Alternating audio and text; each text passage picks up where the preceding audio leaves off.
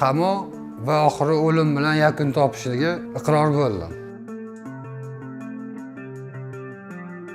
Qoradori 2026 keng qamrovli tezkor profilaktik tadbiri doirasida Ichki ishlar vazirligi Tezkor qidiruv departamenti va Olmazor tuman ichki ishlar organlari faoliyatini muvofiqlashtirish boshqarmasi, tuman davlat xavfsizlik xizmati bo'limi va Olmazor tuman prokuraturasi bilan hamkorlikda tezkor qidiruv tadbiri o'tkazildi. Natijada uyushgan jinoiy guruhning noqonuniy faoliyatiga chek qo'yildi.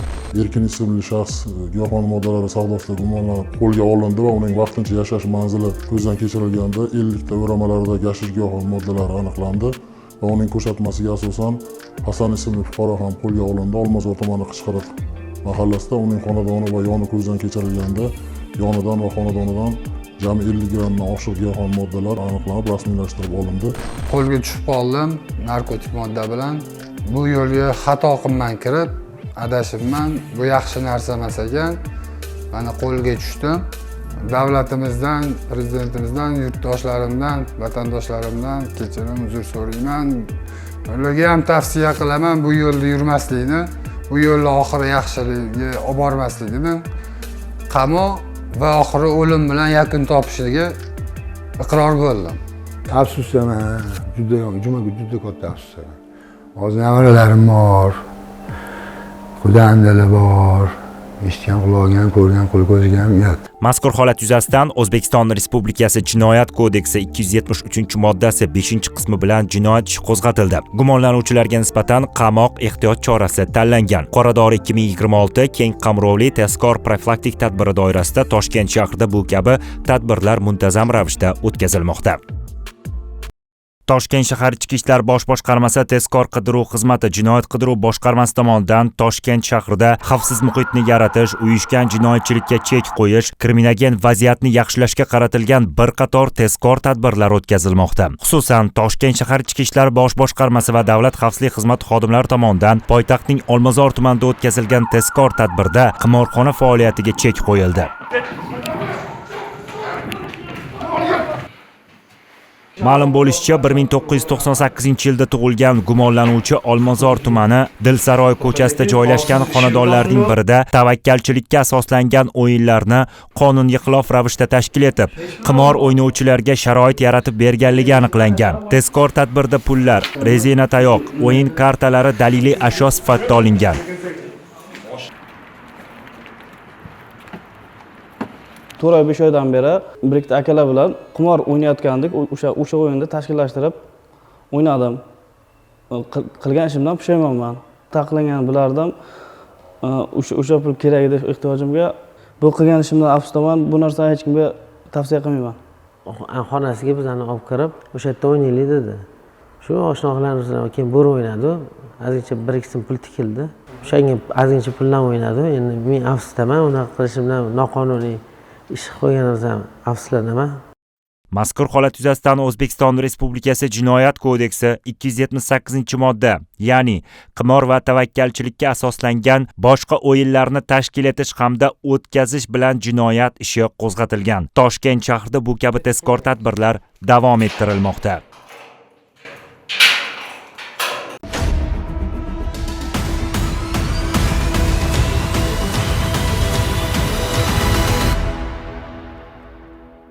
Assalomu alaykum. E'tiboringiz markazida Toshkent shahar ichki ishlar bosh boshqarmasining fikrlashamiz ko'rsatuvi. Bugun Toshkent shahar ichki ishlar bosh boshqarmasi huzuridagi qo'riqlash xizmati faoliyati haqida fikrlashamiz. Studiyamizga mutaxassislarni va ekspert taklif etganmiz. Demak, ko'rsatuvimizni boshladik. Ilk savolni men mas'ullarga bergan bo'lar edim. Fuqarolar xavfsizligini ta'minlash masalasida aynan Toshkent shahar qo'riqlash xizmati tomonidan qanday amaliy ishlar olib borilmoqda? Hozirgi kunda qo'riqlash xizmati tomonidan fuqaro xonadonlari hamda turli mulkli shaklidagi obyektlarni qo'riqlovga olish yuzasidan bir qator ishlar amalga oshirib borilmoqda. Jumladan fuqarolarning xonadonlari va ko'p qavatli uylarning kirish yo'laklariga tashvish tugmalari o'rnatilmoqda. Turli mulkchilik shaklidagi obyektlarga bular bozor bo'ladimi, magazin, do'kon, banklarga tashvish tugmalari orqali qo'riqlovga olinmoqda.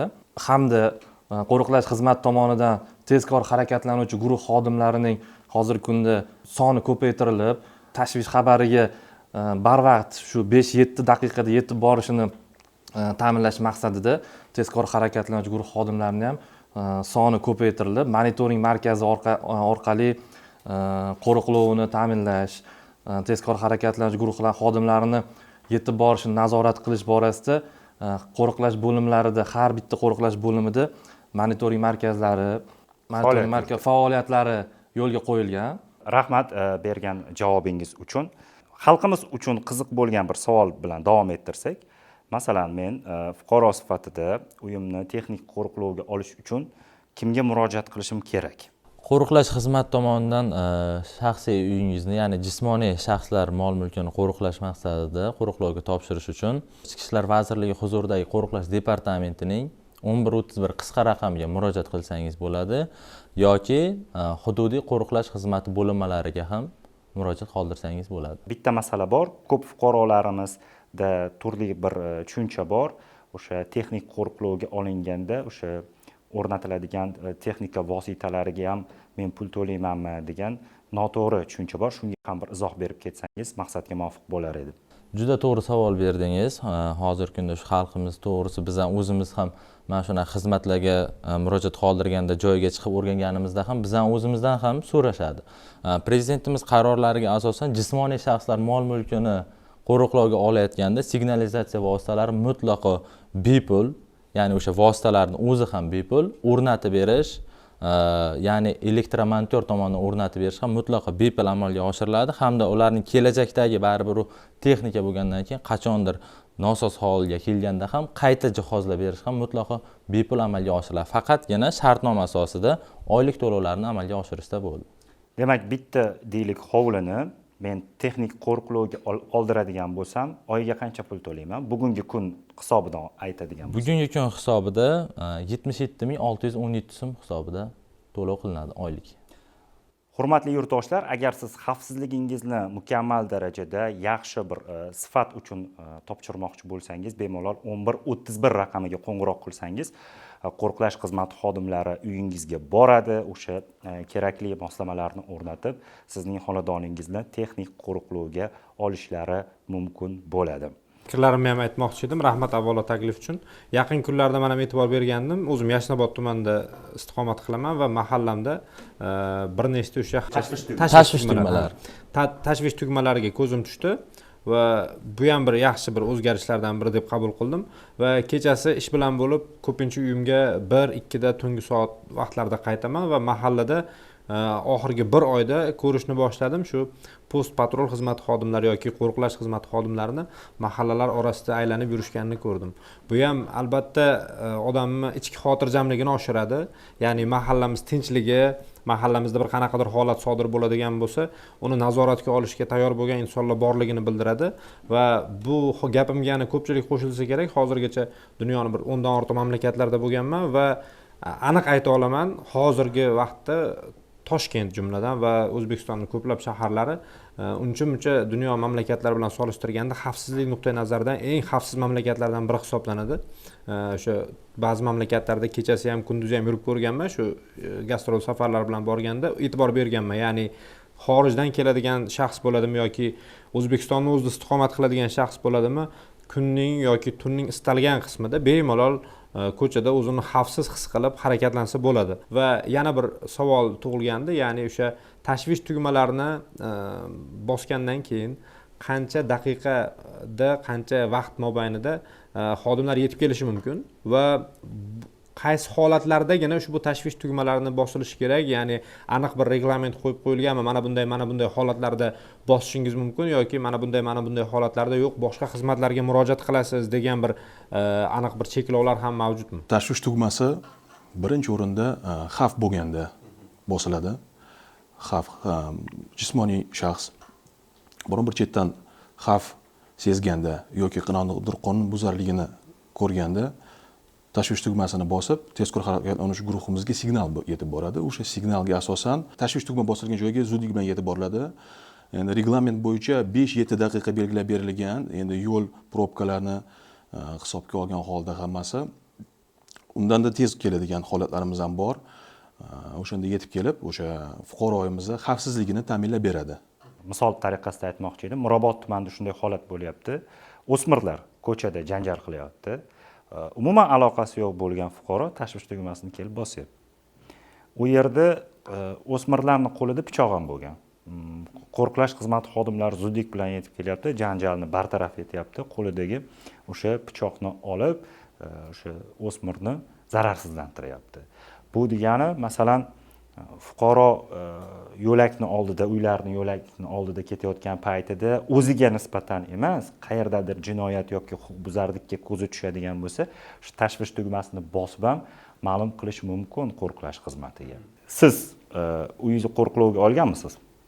Qo'riqlovga olmaganman, lekin hozirgi ya'ni shu texnik taraflari hammasi qo'riqlash xizmatini o'zidan o'rnatib berilishi, ta'mirlash joiz bo'lgan payt ta'mirlab berilishi va bor yo'q buning evaziga oyiga 77.600 so'm adashmasam shunaqa 612 so'm xuddi shunaqa summaligini eshitib, menda ham o'z shaxsiy uyimni shunaqa qo'riqlovga olish fikri tug'ildi, chunki bir qaysidir viloyatlarga yoki o'sha safarlarga chiqib qolgan paytimda ham shu baribir bitta xayolda uyda bir xotirjamligimikin, tinchligimikin degan xayol ham o'tadi-da. Mana shunaqa paytlarda menimcha juda ham qulay ekan. Narxi men bir necha barobar balandroq deb o'ylagandim, to'g'risi. Milliondan balandroq bo'lsa kerak deb o'ylagandim. Lekin hatto 100 ming so'mga ham bormas ekan. Menimcha buni har qanday toifa vakillari, har qanday daromadi pastroq bo'lgan oilalar ham bemalol o'rnatsa bo'lar ekan, foydalansa bo'lar ekan. Va hozirda qancha yurtdoshimiz mana shunday xizmatdan foydalanyapti. Shayxontohur tumanida ishlayotgan bo'lsam, bitta mahallada 1,5 ming yoki 2 mingta xonadon bo'ladigan bo'lsa, taxminan 50% miqdorda hozir olinyapti va yanada jadallashtiryapmiz bu boradagi ishlarni. O'sha fuqarolarimizga to'g'ri yetkazib berib, ommaviy axborot vositalari orqali mana misol uchun yetkazilyapti. Qisqa raqamlarimizga tushayotgan murojaatlar ham ko'paymoqda. Yanada oshirilyapti. Fuqarolar qanaqa fikrda shu haqida? Mana fuqarolar bilan ishlayapsizlar. To'g'ri, juda o'rinli savol berdingiz. Hozirgi kunda mana shu fuqarolar bilan ishlashimiz davomida fuqarolarimizdan minnatdor, faoliyatimiz yanada takomillashganidan, yanada zamonaviy texnologiyalarni joriy etayotganimizdan, bizga murojaat kelib tushgandan keyin biz yana o'zimizdagi bor texnologiyalarni ularga taklif qilamiz. Taklif qilib, o'rnatib, hamma ishchi holatga keltirganimizdan so'ng, kimdir chet elga, men bular aytgandek gastrollarga borib kelgandan so'ng, albatta bizga aloqaga chiqishadi. Bir og'iz o'sha bo'limimizga kelishadi. Bo'limga kelishganda, o'sha safardan qaytib kelishgandan so'ng o'z minnatdorchiliklarini bildirishadi. Ya'ni o'sha sog'-omonligi. Chunki bizda shunaqa holat bo'lgan Shayxontohur tumanida. Yonma-yon ko'p qavatli uyda 3-etajda sodir bo'lgan, yonidagi uyda hamma narsasini o'sha chet elga ketgan paytda o'g'irlab ketishgan, uy kelganda bir ahvol bo'lib turgan, qimmatbaho o'sha tilla taqinchoqlarni o'g'irlab ketishgan. Uni yonidagi qo'shnisi ham birga ketishgan bo'lgan. Unda bizning qo'riqlovimizdagi xonadon bo'lgan. Unga kirishmoqchi bo'lganda baribir har qanday o'g'ri ham oldin o'rganadi. Bizning o'sha nakleykalarimiz bor, o'sha bu xonadon qo'riqlovda degan oldindan o'rgangan, bu xonadonga hattoki o'sha kaltalash yo'li bilan urinish ham bo'lmagan. Keyinchalik kameralarni ko'taryapmiz, hamma narsani jinoyat ochilyapti, hatto urinish ham bo'lmagan. Kelgandan keyin demak, o'sha yozuvni o'zi ham profilaktik ahamiyatga ega demoqchisiz. Albatta. Tashvish tugmalari va so'z tugmalari o'rnatilyapti. Ko'pchilik fuqarolarimiz buni farqiga bormaydi. So'z tugmalari nima uchun ishlaydi? Tashvish tugmasini mana tushuntirib berdinglar. So'z tugmalari qanaqa ishlaydi? Hozirgi kunda to'g'ri aytganingizdek, tashvish tugma bilan so'z tugmasini farqi, mana aytib o'tganimizdek, tashvish tugmalar fuqaro xonadoni yoki turli mulklik shaklidagi obyektlarga o'rnatilsa, so'z tugmalarimiz hozirgi kunda gastronomik ko'chalarga 7/24 faoliyat yuritadigan ko'chalarga o'rnatilmoqda. Buni vazifasi, ishlash prinsipi, u so'z knopkalarimiz shunaqa qilib o'rnatilganki, bir vaqtning o'zida mana fuqaroga qanaqadir yordam kerak. Bizning o'sha so'z knopkamizni bosganida Toshkent shahar shu qo'riqlash xizmati monitoring markazi bilan bir vaqtning o'zida video kuzatuv orqali ko'rsa bo'ladi uni. Video aloqaga chiqadi. Video aloqaga chiqsa bo'ladi. O'sha monitoring markazi dispetcherlari bilan video aloqa orqali gaplashib, o'sha so'z knopka o'rnatilgan joydagi holat yuzasida 360 gradusli kamera orqali kuzatib, holatni bilish funksiyasi mavjud. O'sha fuqaroga yordam kerak bo'lganida xabar kelib tushgan joydan bir vaqtni o'zi fuqaro bilan gaplashish bilan bir qatorda atrofdagi bo'layotgan holatni nazorat qila oladi kamera orqali. Shunga qarab turib kuch vositalarini o'sha joyga jalb qiladi. Tashvish so'z knopkasi bosilgan o'sha 724 ko'chada nima holat bo'lsa, o'sha yerga jalb qiladi u. 724 rejimda ishlaydigan ko'chalarimizda bugungi kunda xorijdan keladigan mehmonlar ham dam oladi, ko'ngilochar maskanlarga boradi. O'sha markazda o'tirgan operatorimiz gaplasha oladimi? Albatta gaplashadi. Rus tili, o'zbek tili, ingliz tilida bemalol muloqot qilib, kimga qanaqa yordam kerak bo'lsa, birinchi navbatda shu yordam ko'rsatish hamma choralari ko'rilgan. Demak, tashvish tugmalarini bosgan paytida so'zsiz, hech qanday aloqasiz u yerga tezkor harakatlanuvchi guruh yetib keladi. So'z tugmalarimizda esa operator aloqaga chiqib, fuqarodan so'raydi, qanday yordam kerakligini. Shunday, to'g'rimi? Real vaqt rejimida ishlaydi u. So'z knopkada ham fuqaro bosganida misol uchun operator u bilan gaplashib sizga aniq tezkor harakatchi guruh jo'nataymi yoki yordam kerakmi deb so'ramaydi. Bir vaqtda o'zida tezkor harakatchi guruh jo'natadi. Bu so'z knopkani yaxshi tomoni o'sha yerdagi bosilgan joydagi holatni real vaqtda video kuzatuv orqali ko'rib tura oladi. Fuqaro bilan gaplashish barobarida o'sha yerda nima bo'layotganini ham kuzatib kuzatadi. Bir vaqtda o'zida tezkor harakatlanuvchi guruhni u yoqqa jalb qilaveradi u. Avtomatlashtirilgan tarzda amalga oshiriladi. Albatta, vaziyatdan kelib chiqqan holda 360 gradus oladigan kameralarimiz orqali nazoratga olib, xuddi shu narsa nazoratga olingan holda u narsa bizani monitoring markazimizga yozib olinadi. Operator u bo'lgan vaziyatdan kelib chiqib, nechta tezkor harakatlanuvchi guruh jo'natishiga qarab ham bog'liq bo'ladi. Misol, 2 ta, 3 ta guruh jo'natishi mumkin bittada. U yerdagi holatga qarab, og'ir qattiqligiga baho beradi.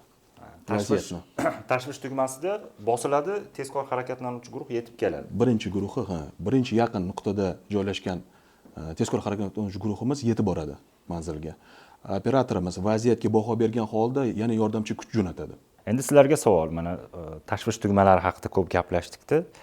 Mana o'zingizlar tumanda xizmat o'tirgansizlar. Shunaqa vaziyatlar bo'lyaptimi? Fuqarolar tomonidan shunchaki bosib ko'rish nima bo'lar ekan? Bu ishlarmikin yo'qmi? O'zi nimaga o'rnatib ketdi buni? Nima vazifani bajarar ekan deb bir internetdan ma'lumot olmaydi yoki bir ommaviy axborot vositalarida yangiliklarni o'qimaydi, lekin yo'lagini oldida bor, bosib ko'rib kelganinglardan keyin shunchaki bosib ko'rdim degan holatlar ham uchrab turibdimi? Juda ham dolzarb masalani ko'tardingiz. To'ppa-to'g'ri savol bo'ldi.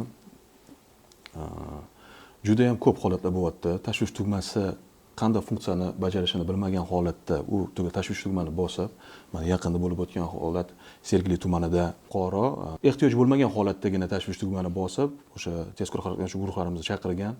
Juda ham qo'pol munosabatda bo'lgan. Bu narsani aytib o'tishim kerakki, xodimlarimiz tashvish tugma bosilgandan keyin hududga yetib keldi. Bu yoqda yolg'on tashvish tugma bosildi. Boshqa hududimizda xuddi shunday qonunbuzarlik bo'lyapti. Xuddi shunday har xil muammolar yuzaga keldi. Jismoniy shaxsiy qanday tajovuz bo'lyapti. Vaqtini olib qo'yishdi. Vaqtini oladi xodimlarimizni. Bu juda ham noto'g'ri. Demak, aziz yurtdoshlar, sizning uyingiz yo'lagida tashvish tugmasi o'rnatilgan bo'lsa, uni qandaydir bir favqulodda holat bo'lgan paytda bosishni tavsiya etar edik. Siz shunchaki xodimlarni, tezkor harakatlanuvchi guruhlarni voqea joyiga, ya'ni oldingizga chaqiradigan bo'lsangiz, boshqa nuqtada haqiqiy yordam kerak bo'lgan fuqaroga yetib borish qiyinchilikka olib kelishi mumkin bo'ladi. Qo'riqlash xizmati ham jinoyat va huquqbuzarliklarni barvaqt oldini olishda, bundan tashqari o'g'irlik va shu turdagi jinoyatlarni fosh etishda o'zini faolligini ko'rsatyapti. Men faoliyatim davomida ko'p bora guvoh bo'ldim. Ayniqsa o'sha Yunusobod tumanida bankka soxta qurol bilan kirib akamiz to'polon ko'targan. Shu paytda bank xodimalari tomonidan tashvish tugmasi bosilgan. Qisqa fursatlarda xodimlar yetib borib o'sha gumonlanuvchini ushlab zararsizlantirishgan. Bu albatta quroli soxta bo'lgan. o'sha yerda menda tushuncha paydo bo'lgan edi, qo'riqlash xizmati qanday ishlaydi va nimaga kerak. Faoliyatinglar davomida qandaydir bir qiziq voqealari bo'lsa, marhamat gapirib bersanglar bo'ladi, o'g'irlik yoki shunga o'xshagan jinoyatlarni fosh qilish davomida. Faoliyatimiz davomida ko'p bunaqangi holatlar bo'lgan. Qisqa, endi hozirgi kunda men bu ko'p qavatli uylar kirish yo'laklariga ommaviy ravishda butun respublika bo'yicha o'sha tashish tugmalarini o'rnatyapmiz. Bizda shunaqa holat bo'lgan Shayxontohur tumanida. Ko'p qavatli uyda hozir tashish tugmalarini bosish haqida, bular yolg'on bosmaslik haqida juda to'g'ri narsa savollarni berib o'tdingiz. Ya'niki, o'sha bizga bitta ko'p qavatli uy kirish yo'lagiga o'rnatganmiz. Kechqurun balkonga chiqqan payti o'g'irlik jinoyati sodir bo'layotgan bo'lgan. Pastda turgan o'sha fuqaroni veliga o'g'irlab ketayotgan payti bizani o'sha kirish yo'lagiga o'rnatilgan tashish tugmasini bosgan, ko'rib qolgan, shunchaki ko'rib qolgan va tashish tugmasini bosgan. Bizning tezkor harakatlanish guruhimiz yetib kelib, o'z vaqtida jinoyatni oldini olingan. Qolgan holatlarda ham bizda asosan o'sha xalqimizda ham bir maqol bor, kasalni davolagandan ko'ra oldini olgan yaxshi deydi. O'shanaqa ham xuddi misol uchun jismoniy shaxslarimizni ham yoki yuridik shaxslarni ham mol-mulkini qo'riqlashda hali jinoyat sodir bo'lmasdan, ya'niki o'g'irlikka tushmoqchi bo'lib o'sha eshigini ochdi yoki derazasini sindirdi, bizga signal keldi. Hali jinoyat bo'lmadi, jinoyat sodir qilishga urinish bo'ldi. Ya'ni o'sha bizani fuqaromizni, u yuridik shaxs bo'ladimi yoki jismoniy shaxs bo'ladimi, uni mol-mulkiga tajovuz bo'lmadi hali. Qanaqadir ko'ngilsiz hodisa yuz bermasdan turib, uni oldini olishadi. Shuning uchun barcha fuqarolarimizga o'z xizmatimizdan foydalanishni taklif berib qolamiz. Tashvish tugmalari o'rnatilish boshlanganiga qancha bo'ldi? Butun respublika bo'ylab boshlanganiga? 2025-yil 3-yanvarda prezidentimizning birinchi sonli qarorlaridan ko'p qavatli uylar yo'laklariga tashish tugmalari o'rnatilish boshlandi. Bu tadbirimiz mana 2026-yilda 5-yanvarda prezidentimizning shu yana birinchi sonli qarorlari chiqdi. Shu izchil davom ettirib borilmoqda. Mana shu o'rinda men bir narsani ta'kidlab o'tmoqchi edim. Ovoz kuchaytirgich bilan qo'riqlash xizmati xodimlari xizmat transport vositasida ketayotgan vaqtida agar sizni yo'lingizdan chiqib qolsa, iltimos ularga yo'l bering. Sababi ular favqulodda holat sabab yo'lga chiqqan bo'ladi. Ular kimgadir yordam berishga shoshilayotgan bo'ladi. Ular shunchaki mayoqchalari yoki ovoz kuchaytirgichni yoqmagan. Shu narsaga e'tibor berishingizni so'rab qolardim. Siz Toshkent shahar Ichki ishlar bosh boshqarmasining fikrlashamiz ko'rsatuvini tomosha qildingiz. Fikr mulohazalaringizni shu ko'rsatuv ostidagi izohlarga bemalol yozib qoldirishingiz mumkin bo'ladi. Xayr, hamisha salomat bo'ling.